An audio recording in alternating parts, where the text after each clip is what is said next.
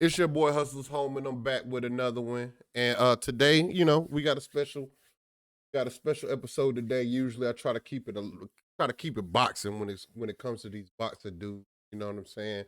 But here lately, in the past week, it's been a lot of like slander and land. I mean, I'm gonna say a couple days. There's been a lot of people slandering Ronald Tank Davis name because 10 days out from his fight, his baby mom called the police and said he allegedly attacked her and her daughter. Now, reason why I ain't put no video out the first time when the allegations was like live and stuff, I don't never jump the gun, is because we don't know the truth. Whenever somebody get charged with, or whenever somebody get arrested and stuff, these are just allegations all the way up until justice served. Now, a lot of times people got the knee jerk reaction. People would rather be first than be right, you know? So I'm not of that cloth. And this situation holds dear to me because I like to share something. I've been put in a similar situation. The only difference is my situation, in my opinion, was way more heinous. When I was in the Navy, I got accused a couple guys, and I'm not gonna expose their names because I believe both of these guys are married. And I'm also married, but I've been told my wife this. I don't know what they share with their wife, you know. But yeah. Before I met my wife, I was in the Navy, and I got put in a situation where I was accused of gang rape. You know what I'm saying? From this young lady in the military. Now, we went through the whole process. You know what I'm saying? I got dragged in the mud by everybody. We went to DRB. That's the disciplinary review board. Is where they stand you in front of like the big dogs of your command. In my particular situation, I was on a ship, so I was standing in front of not DRB. I got past DRB. I think I was at the I think I was at the we was at the EXO board. We had passed DRB, and we went to like the EXO board. My memory is kind of foggy. But during this whole situation, the guys and I had communication, which is kind of awkward, but we was communicating with each other during the whole situation. And like I made the plan to let it go all the way just to see if they'd listen to it. And we knew that we was innocent because, beknownst to this person that accused us, she was on camera.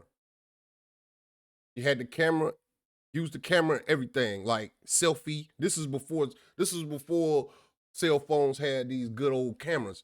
This We had a camcorder. You know what I'm saying? Like DVD camcorder. So she all in the video, doing her thing, you know, and come to find out, her significant other found out, and he didn't believe the story. He told her if she was telling the truth, then she'd press charges on us, and she did. She pressed charges on us. I got and the way she told the story as if I was the ringleader because I mean I knew her. My homies didn't know her, but she made it like I was the one that set her up. And the story she told them is she told them that I got her drunk, and I lured her into my friend's home, and um took her. She made up some weirdo story, but in actuality it was consensual, and the tape saved us. Keep Make a long story short, the tape saved us. So in my mind, whenever the situations like this come, I always let justice run its full course, considering that the weaponization of the police is big, especially in the 2020s. Between 2015 and 2020, it's been happening. I've been had the police call on me for crossing, cutting through a motherfucking yard, but never nothing serious like how I experienced when I was in the military.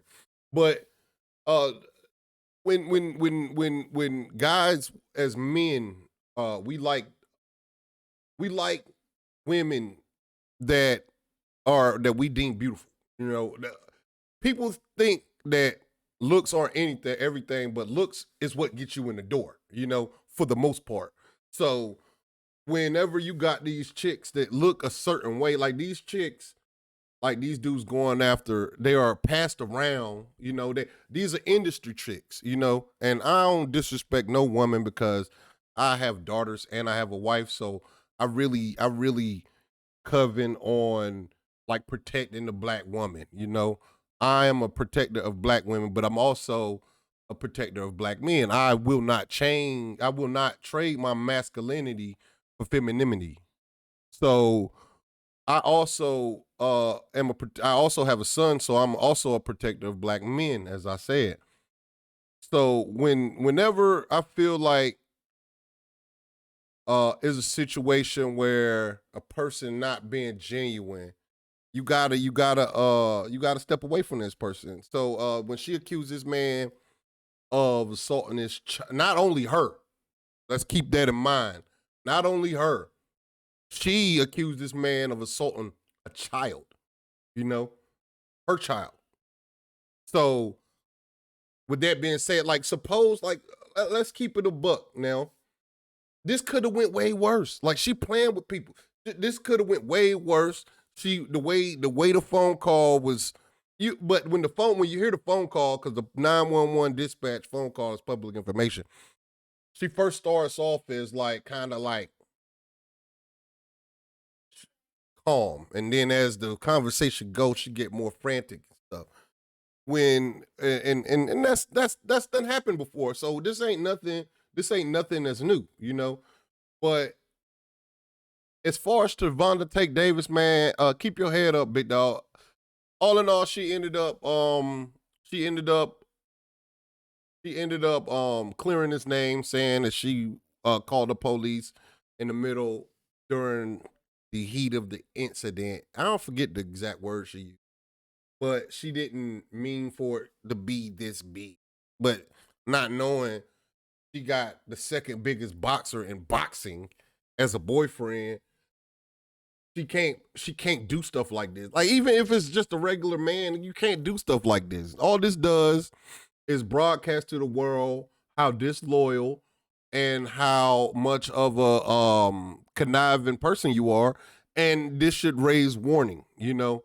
This should raise warning. In my mind, I feel like Tank should cut her off, you know, get that blood test. Get that blood test to make sure that's his baby. Cut her off because she will do it again. Whenever women throw these temper tantrums and they pick the phone up and they weaponize the police, whether it's your girl, whether it's your wife, whether it's some Karen in the fucking park harassing you for using the grill out there, they all feel like the police is it's like a gun. It's like pulling a gun out.